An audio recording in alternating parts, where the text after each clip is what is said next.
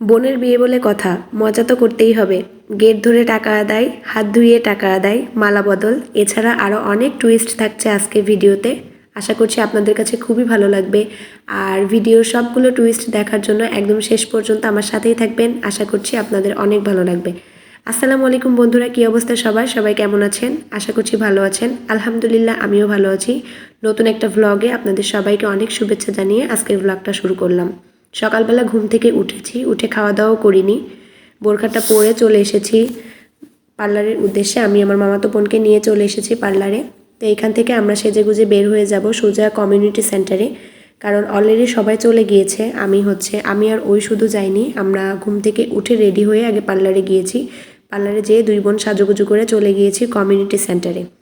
বরও চলে এসেছে, আর বরকে কোলে করে বরণ করা হবে, আর কোলে করে বরণ করবে আমার হাজব্যান্ড।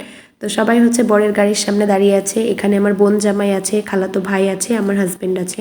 তিনজনেই বরকে রিসিভ করার জন্য দাঁড়িয়ে আছে। তো এখন বরকে নিয়ে তারা গেট পর্যন্ত নিয়ে আসবে। তো এই দেখেন আমার হাজব্যান্ড বরকে কোলে নিয়ে গেট পর্যন্ত চলে এসেছে। তো যাই হোক, বর চলে আসলো। এছাড়া বরের ভাই ছিল, বরের বন্ধুবান্ধব ছিল, সবাই ছিল গেটে। আর এখানে আমরা মেয়েরা তো সবাই দাঁড়িয়ে গিয়েছি, গেট ধরে টাকা আদায় করতে হবে এই জন্য।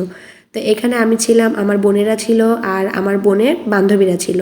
তো সবাই ছিলাম এখানে। বরকে এখন টাকা খসানো হবে বরের কাছ থেকে, বরের ভাইদের কাছ থেকে, বিআইদের কাছ থেকে টাকা নেওয়া হবে এই জন্য।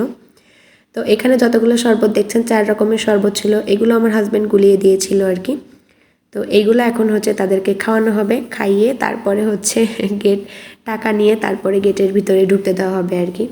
তো এখানে বরের ভাই, বর আর বরের বন্ধুরা দাঁড়িয়েছিল, আর এখানে শরবত আর মিষ্টি নিয়ে আমরা দাঁড়িয়েছিলাম।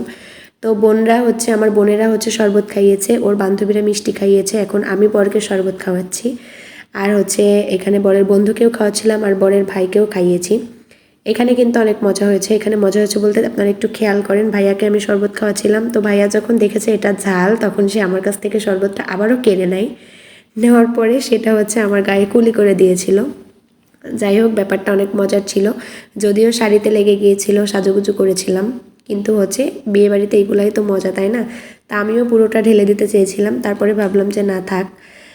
তো যাই হোক, এগুলাই আসলে বিয়েবাড়ির মজা, আর এগুলাই স্মৃতি হিসাবে থাকে। আর বর তো কেচি দিয়ে ফিতা কেটে ফেলছিল। আমি তো টাকা ছাড়া ঢুকতেই দিব না, এজন্য আমি ফিতাও কাটতে দিব না। তো যাই হোক, এখানে তাদের সঙ্গে কথাবার্তা, দেনা পাওনা সব কিছু পরিশোধ হওয়ার পরেই কিন্তু আমি তাদেরকে ঢুকতে দিয়েছিলাম। বর এখানে হাসছিল। আসলে এইগুলো স্মৃতি হিসাবে থাকে। আমার এই ভিডিও যতদিন থাকবে ওরা দেখবে, আর ওদের বিয়ের দিনের কথাই কিন্তু মনে পড়বে। আর আমার বোন তো আর ওই সময় এখানে ছিল না, তো আমার ভিডিওর মাধ্যমে ও কিন্তু দেখতে পারবে যে বাহিরে কি হয়েছিল।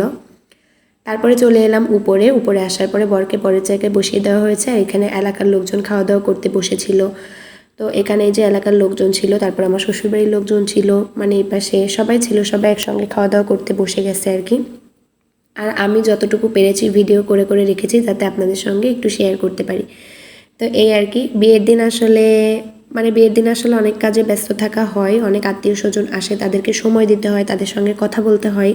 ভিডিও আসলে সব কিছুর ভিডিও করে ওঠা পসিবল হয়নি। আমি তারপরেও যতটুকু পেরেছি ততটুকুই করে করে আপনাদের সাথে শেয়ার করেছি।